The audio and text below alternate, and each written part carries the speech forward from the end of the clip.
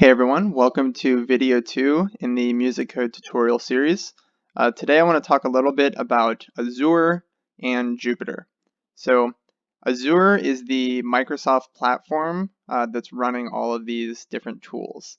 And Jupyter is the specific technology that allows us to run all of our code in the browser without having to install everything on our computer. We're able to run code just using the internet and using a browser. And so Jupyter Notebooks are the primary file type we'll be working with. And so you can see all of these files here, all of the lessons are Jupyter Notebooks. And you know that because we have the IPYNB file extension, which shows that it's an IPython notebook. So before I show you how that works, I want to show you the MusiCode files section quickly. And here is where we're going to be able to access different files within MusiCode. So the archive folder is where all of your bounces will be stored. So as you're creating things, as you're making new sounds and bouncing them, they will always be stored in the archive.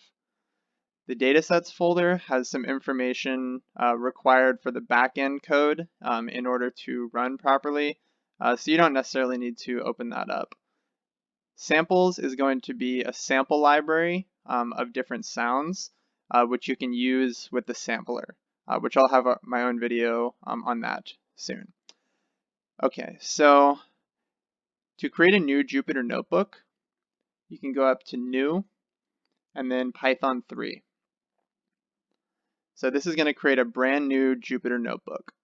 So the first thing we should do is go ahead and name it. So we'll go up to the top here, and I'm going to say test notebook. And you should always name things based on exactly what they are, because if you have a bunch of names that are scattered about that don't have meaning, it's very hard to stay organized. Okay, so we have what's called a cell right here, and Jupyter notebooks are organized into cells. And so this is where we can write our code. So I can say x equals 1, and I can assign a variable. So to run a cell of code, you have two options. You can either click the run button, or you can click inside the cell and then do shift enter, and that will also run your code. So to create a new cell, you can go up to the plus sign right here. And so notice that it will add a cell depending on which one you have selected. So if I have this one selected, it's going to add a new cell directly underneath it. So oftentimes you'll want to use multiple cells to be able to separate code into different sections. So to delete a cell, you have these scissors here. So we can cut selected cells back to just one. Okay, so one important thing is under kernel. So when you start a MusiCode session, there's setup code which needs to run in order for everything to work. And so when you start a Jupyter Notebook session, I would recommend using restart and run all. This will restart the kernel, and then it will run every line of code in the notebook, ensuring that everything is set up. And so I would really recommend starting in that way. Next, we have saving.